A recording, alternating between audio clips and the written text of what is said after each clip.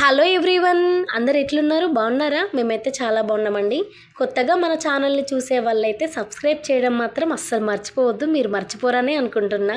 Videos ఎంత తొందరగా తీద్దాం అనుకున్నా నిజంగా అంత లేట్ అవుతుంది. ఏంటప్పన్నా చేతులు ఏమో తీసుకొచ్చినాం అనుకుంటున్నారు. ఆగండి కంగారు ఎందుకు, చూపిస్తాను ఆగండి. 1 2 3 ఇవి మా పెళ్లి ఫొటోస్. అయ్యో సారీ అండి, పెళ్లి ఫొటోస్ అంటే పెళ్లి ఫొటోస్ కాదు, పెళ్లి రేపనంగా పసుపు రాస్తారు కదా ఆ ఫొటోస్ అన్నమాట. పెళ్లి ఫోటోలు పెట్టాలని నాకు కూడా మస్తు ఉంది, కానీ మా ఆయన అస్సలు ఒప్పుకుంటలేడు. ఫుల్ క్రిటికల్గా చెప్పేసిండు పెట్టొద్దు అని. ఇక ఏం చేస్తా, అందుకే పెట్టట్లేదు. ఇక నా ఫొటోస్ అయితే చూపిస్తారండి. ఇక్కడ పసుపు రాసేది మా అమ్మ, ఈయనైతే మా డాడీ, పక్కన కూర్చున్నది మా అమ్మ. పసుపు రాయడం అయిపోయిన తర్వాత ఇద్దరు కలిసి అక్షింతలు ఇస్తున్నారు. అక్షింతలు వేయడం కంప్లీట్ అయిపోయిన తర్వాత లడ్డు తినిపిస్తున్నారు. లడ్డు తినిపించడం కంప్లీట్ అయిపోయిన తర్వాత ఆడపిల్లకి చీర పెట్టాలి కదా, చీర పెడుతున్నారు. ఇక్కడ కనిపించేది అయితే మా మేనమామ వాళ్ళ భార్య అత్తమ్మ. ఫస్ట్ అయితే పసుపు రాసి గాజులేసి చీర అయితే పెట్టింది. ఇక్కడ కనిపించే చీర వీళ్ళు పెట్టింది కాదు, మా పెద్దమ్మ వాళ్ళది, మా అమ్మ వాళ్ళ అక్క అన్నమాట. రేపు నా పెళ్ళనంగా మా పెద్దమ్మ వాళ్ళ ఇంటి దగ్గర ఒక ఆమె చనిపోయింది, అందుకే వీళ్ళతో పెట్టించింది. ఇక్కడ కనిపించే చీర స్వీట్ బాక్స్ వీళ్ళు పెట్టిళ్ళు. ఇక్కడ కనిపించే వాళ్ళు మా మేనమామ, మా అమ్మ వాళ్ళ స్వంత అన్న, పక్కనైతే వాళ్ళ భార్య. నాకు చీర పెట్టడం అయిపోయిన తర్వాత అమ్మకైతే జాకెట్ ముక్కలో చీర ఏమో అయితే పెట్టింది, నాకు కూడా అంత ఐడియా లేదు. అత్తమ్మ మామయ్య ఇద్దరు కలిసి డాడీకి అయితే ఒడిబియ్యం పోసిళ్ళు. ఒడిబియ్యం పోసిన తర్వాత అమ్మకైతే అత్తమ్మ కూడా ఒడిబియ్యం పోసేసింది. ఈమైతే మా పెద్దమ్మ, మా అమ్మ వాళ్ళ రెండో అక్క. పసుపు రాయడం కంప్లీట్ అయిపోయిన తర్వాత నాకైతే ఒక చీర పెట్టింది.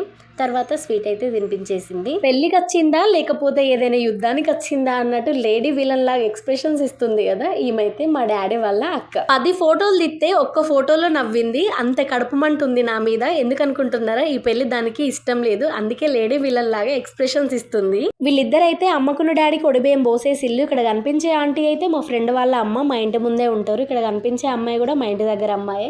ఆల్మోస్ట్ మా ఇంటి దగ్గర ఉన్న వాళ్ళే కొంతమందే వచ్చిళ్ళు పసుపు రాయడానికి. ఆ రోజు మా పెద్దమ్మ వాళ్ళు అయితే రాలేదని చెప్పిన కదా, వాళ్ళ ఇంటి దగ్గర ఒక ఆమె చనిపోవడం వల్ల రాలేకపోయిళ్ళు, వచ్చినా దూరంగానే ఉన్నారు. ఈ అమ్మాయి అయితే మా పెద్దమ్మ వాళ్ళ కూతురు, మా అక్క.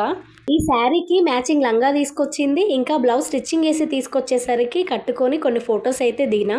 ఈ ఫొటోస్ వచ్చేసి చర్చికి వెళ్ళిన తర్వాత ఫోటోగ్రాఫర్ కొన్ని స్టిల్లు ఏమంటే కొన్ని ఫొటోస్ అయితే దిగినా.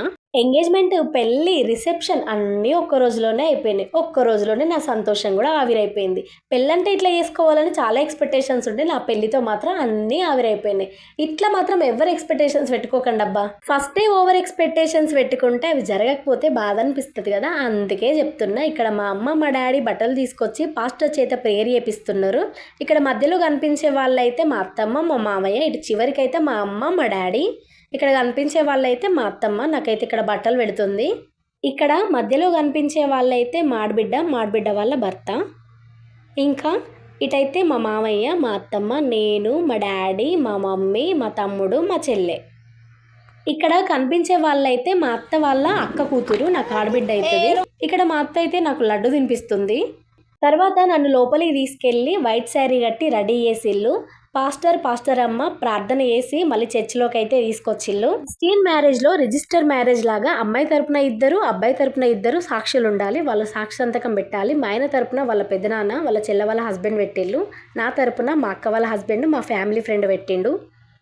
ఇద్దరి తరపున సాక్షి సంతకం పెట్టిన తర్వాత పాస్టర్ కూడా సంతకం పెట్టిండు. పెళ్ళైపోయిన తర్వాత కళ్యాణ లక్ష్మి కోసం మళ్ళా దించాలా ఫొటోస్ అని మా అమ్మ అక్కడే నాకు బొట్లు బోనాలు పెట్టి ఫోటోలు కూడా దించేసుకుంది. వైఫ్కి హస్బెండ్ మొదటి ఘట్టంలో తాళి కట్టేటప్పుడు ఎంత సంతోషపడుతుందో రెండో ఘట్టంలో మట్టలు పెట్టేటప్పుడు కూడా అంతే సంతోషపడుతుంది. అవునా కదా? వీడియో నచ్చిందా? వీడియో నచ్చితే మాత్రం లైక్ చేయడం మర్చిపోవద్దు.